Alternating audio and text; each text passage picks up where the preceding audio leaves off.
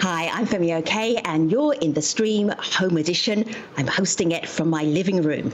Today, the biggest coronavirus lockdown in the world. In India, 1.3 billion people have been told that they have to stay home until at least May the 3rd. What is that like? Do you have questions? Do you have concerns, experiences? Of course you do. Our Twitter handle is @ajstream. You can tweet us and also jump into our YouTube chat and share your experiences there. Our guests today. Now, I will get them to introduce themselves to you. Anand, tell our audience who you are. Sure, thank you, Femi. Good evening. My name is Anand Bhan. I'm a medical doctor by training. I am a researcher in global health, health policy, and bioethics, and I'm based in Bhopal in central India. Thank you for having me. Oh, you're so welcome. Swadesh, good to have you on the stream. Tell everybody who you are. Same here, Femi. My name is Swadesh Singh. I teach in Delhi University. I teach political science here, and these days I'm running a campaign called Youth Alliance Against Corona to help people who are on the ground, to help migrants, laborers, and we are running different kind of campaign, which I will tell you later. Looking forward to that. Hello, Elizabeth. Femi, it's always good to see you. I'm Elizabeth Puranam, and I'm Al Jazeera's India correspondent. So when Elizabeth went to do some reporting or did some reporting just after the extension of India's lockdown was announced, two people in her report, two migrants, and they explained that with no work, there was no food, and that is a major issue. Elizabeth, I'm thinking now, do we have a coronavirus crisis in India and a humanitarian crisis? Which one is bigger? Absolutely, Femi. So while most people in India agree that the lockdown was necessary to stop the spread of coronavirus in a country with a very ill-equipped public healthcare system, a lockdown without proper planning, the implementation actually did lead to a humanitarian disaster. And the migrants who you are talking about, who went out and protested in cities around the country defying the lockdown, that was after Prime Minister Modi announced that the lockdown would be extended. And when I say that it's led to a humanitarian disaster, I'm talking about the hundreds of thousands of migrant workers in India, so people who work in different states to where they're from, were stranded, lost their jobs, their daily wage earners, they couldn't pay rent, there was no public transport to take them back to where they're from, and they started walking hundreds and hundreds of kilometers to get back. And that was a humanitarian disaster. And when the lockdown was extended by the Prime Minister, so many of them were so scared about being stranded in this desperate situation that they were in, that's when we saw protests around the country against the extension of the lockdown by people who are so desperate and just want to be home at such an uncertain time for everyone.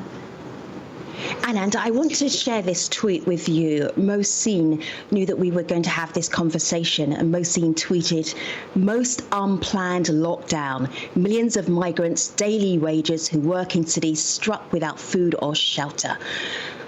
Most unplanned lockdown? How do you rate it?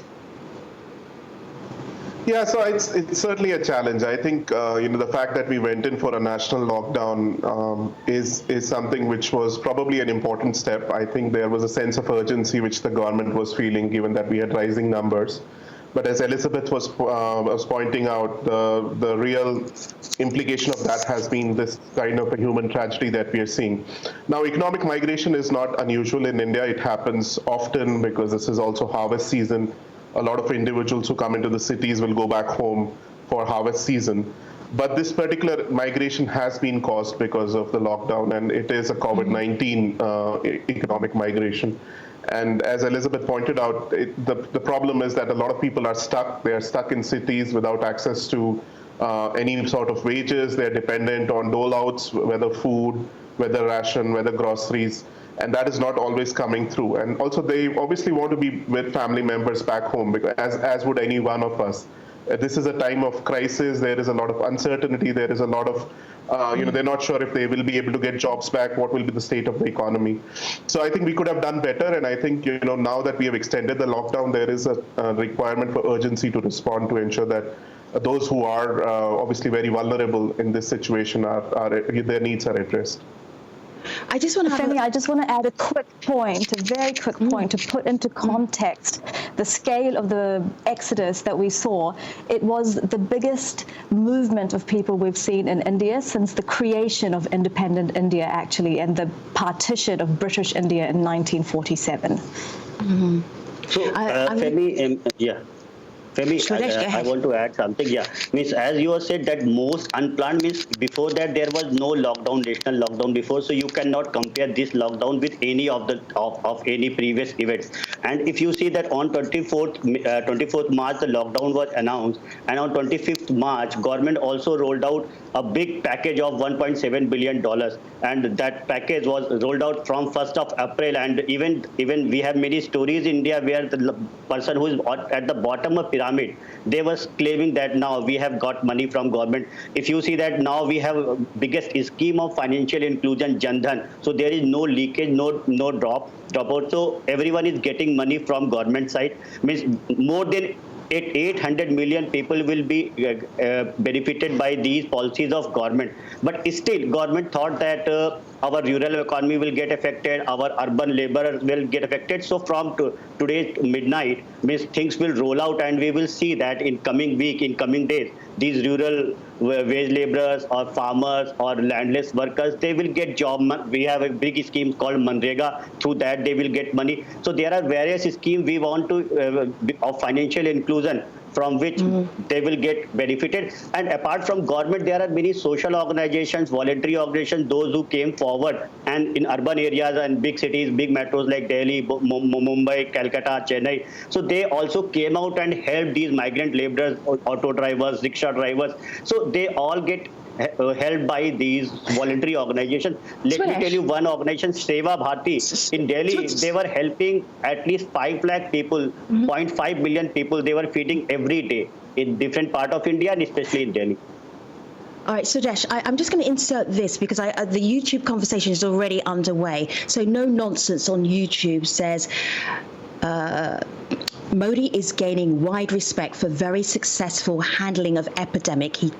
And then there is a lot of support for the way that the Prime Minister is handling this. Elizabeth, go ahead. What were you going to say? Yeah, so Femi, what I was going to say was it's true that the government, as Swadesh was saying, announced something like $22 billion in financial aid to help those who were affected just a few days after the lockdown was announced. But we have heard from so many people. The government said, the finance minister, that 800 million people would benefit. We have heard from so many people since then, and the aid just is not reaching them. So there are so many people that are still really struggling, and aid is not reaching them. But as Swadesh has pointed out, there are many organizations, social organizations, who are doing what they can, and they are helping. But the government aid itself, I mean, we actually haven't heard from anyone who said that it's reached them. So, Femi, even along with central government, there are district administration, state governments, they are also coming forward with their own plan and agenda, and they are also doing their bit. So this is the time where we should witness a real sense of cooperative federalism. Central government and state government, along with district administration, local administration, they should work together. And in many states, we are witnessing that, and that's why we have seen that people are getting benefited. Definitely, there are cases where people are saying that they have not get enough help from government side. So definitely government should take more steps, but still these things have been rolled out from central government side. And they've also, just one more point about what Swadesh was saying, is that state governments were quicker to act than the central government, and many state governments have actually been more effective from what we've seen on the ground than the central government has in helping those who need it. Aljabit, I think this kind of comparison in this time of crisis will not help anyone. Means, okay, my collar is whiter than your collar, and this kind of politics will definitely not is going to help. This is a humanitarian crisis, and all government, whether it's central government or state government or district administration or any people's representative, they should work together. Sure. Whether it's a district magistrate or a member of legislative assembly or member of parliament from different political parties, they should come together and they should work together. This is what we are witnessing in India, and this is the need of the hour. But from tomorrow, I also think that elected leaders have to be held to account as well, especially during times of crisis. Yes, it is not often that as we do coronavirus updates and stories that we can share a positive headline. We can do this one from the Indian Kerala state, because they have flattened the curve. This is a story that we've been running on Al Jazeera, and then on YouTube the commenters are also talking about Kerala. So Precious AR says, I'm from Kerala, hello. Here, 399 cases reported and 270 recovered. This is the best example for others to show the lockdown and health activities by Kerala government and also central government. Anand, would you run with that? What is Kerala doing? Models. Yeah, we have Swadesh, three models today. Take a pause. Swadesh, take a pause. Yeah. Let me get our medical professional to weigh in here. Go ahead. Sure. So I think, as Femi, as you know, Kerala was the first state with a case, actually a set of cases in India.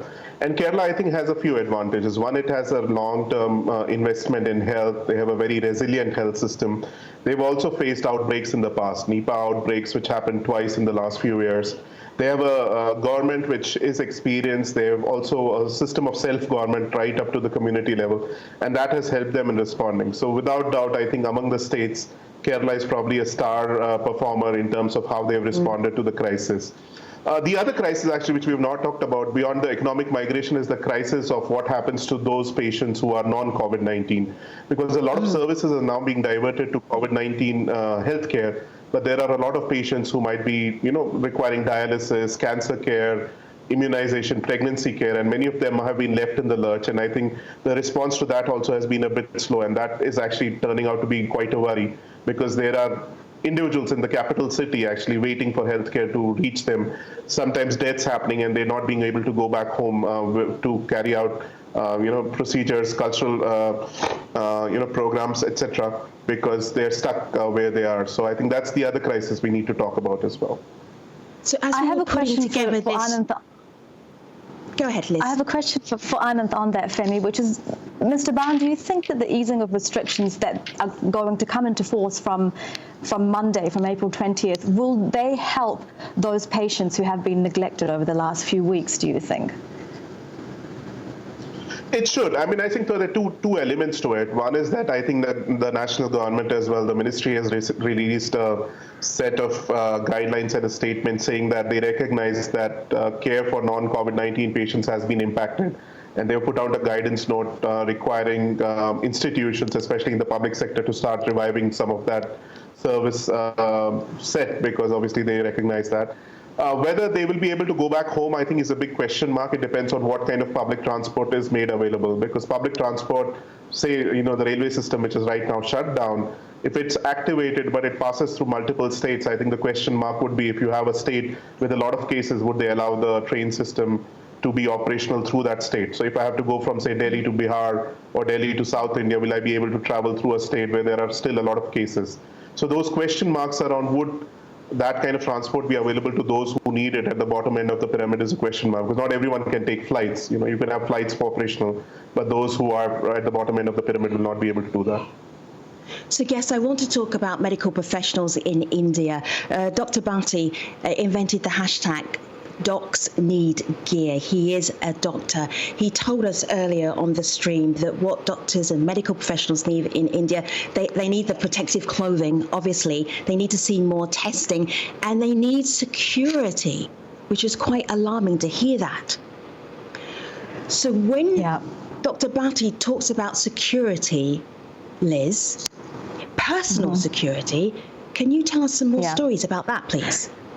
Yeah, absolutely, Femi. So we've seen doctors around the world have a lack of personal protection equipment. That's something that they all share. But what I think is really unique to India is we have seen in the last 4 weeks doctors being physically attacked, doctors in the state that Dr. Ban is in, Madhya Pradesh, being chased and attacked on a contact tracing drive, doctors in Delhi being hit by their neighbors. And, so doctors, medical professionals in India aren't just fighting a lack of equipment, but the stigma that that goes with coronavirus. And we've had to have the leading Indian public hospital asked the government to issue an order asking landlords to not evict doctors and nurses, because landlords were evicting doctors and nurses. They were kicking them out of their homes. And in Delhi, the government actually decided to house medical professionals in a hotel so that they wouldn't face this issue. So not just in Delhi, but different part of India, these doctors are living in hotels because of the safety of their families also, not just because of landlord. Their wives and their daughters and their son might get affected because of the COVID virus. That's why also doctors are living in these kind of secure places. So and as far as public health is concerned, we have more than 2,000 health facilities where more than 1 lakh patients could be admitted at this point of time. We have around 16,000 cases right now. So, but we have that kind of facility if we face any eventuality in coming days. So we are very much prepared for that. And by today, means things will become better. Swadesh, let me put this to you. This is Ash. Excuse me one moment, Liz. Let me just put this to Swadesh. Ashutosh Mishra says that he is working to help people get what the government is offering. He said that it's wrong to say that aid is not reaching people. Swadesh, you actually and many young people have got together in something called the Youth Alliance Against Corona. I'm just looking at the website, and it's available for people to look at. And also, if they follow you online, they can find you there as well. And you're calling these young people Corona heroes. What are you doing and why? So, Femi, as you said in starting that it's a humanitarian crisis, it's a big humanitarian crisis. So it is not just the responsibility of state to take care of people. Along with the state, we need humans. We need social organizations, voluntary organizations, and we have also made an effort 20 days back to come together and help people. Like there was a case in Bihar, and we have one organization called Kabir Kelo, and some Bihari migrants were stranded in Srinagar. So there was one organization led by one person named Khalid Jahangir, Jammu Kashmir Youth Alliance. So these two organizations with our help came together, and those 20 Bihari migrants were given food supplies. So these kind of alliance we have made. We have more than 100 social organizations, voluntary organizations, along with 3,000 volunteers. So these volunteers coordinate in different cities with these social organizations, and we try to help out people. Means earlier they were having that food problem, civil supplies problem. Now they are having mental health problem. They want to talk to someone. Like I'm giving a small example. If in the metro like Delhi, if there is a lonely person of 80-year-old, and if someone calls them that, okay, uncle, how are you? So he will feel better. So we have run many campaigns like Mask India, that to wear mask, homemade mask. We have run Reach the Unreached, like your sanitation worker, your maids are not coming to home, but just make a call to her. How are you? What about your family? So we have run these kind of campaigns in last 20 days, and definitely we are helping people on the grounds, and we are making resources available to them. Elizabeth. Yeah, Femi, I was just saying to Swadesh's point about, how prepared the government is now to fight coronavirus, including the number of hospitals and equipping healthcare workers.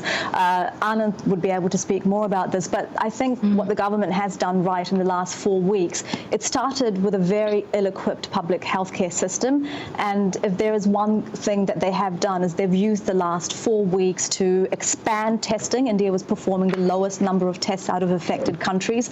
They've increased testing so they have a better idea of the spread of the virus, though they're still not testing enough. They've acquired more equipment and they've expanded facilities. So yes, that is something that they've used the last 4 weeks for. Our audience are also talking about India-administered Kashmir. So Nisa on Twitter tweets, the healthcare system is in shambles in Kashmir, India. And he talks about the funding only being available to fund the military. And then on YouTube, again, the conversation from Faisal Kermani. Faisal, thank you for being in our YouTube conversation. Restrictions are very strict. The internet is 4G speed and it has yet to be restored in Kashmir. That is really a big problem. Elizabeth, do you want to pick up on that? That's pretty important. Yeah, and sure, Femi. So I think that, Kashmiris have been under a lockdown for at least 6 months before this lockdown came into place. And things like the fact that they still don't have 4G, it has to be restored. They only have slow speed 2G internet. And at a time when access to information is a human right, actually, and being able to stay in touch with your family, with your loved ones during a pandemic. So I think at the very least, restoring 4G internet is going to be really important if the government is serious about giving Kashmiris the same rights as the rest of India. Sure. And on the stream a little while ago, the last time we talked about India-administered Kashmir, we spoke to Jazeera, and she also weighed in on why things were so difficult in that part of the world.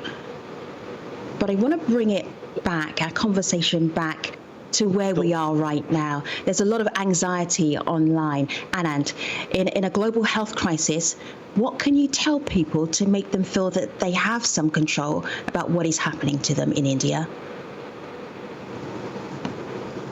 Yeah, so as I think all of us are pointing out, I think there is certainly crisis happening. I mean, it's a global crisis. It's not unique to India. There's also, a lockdown, which I think a lot of people are anxious about. I think we have done better. We've also done some steps much earlier than many other parts of the world.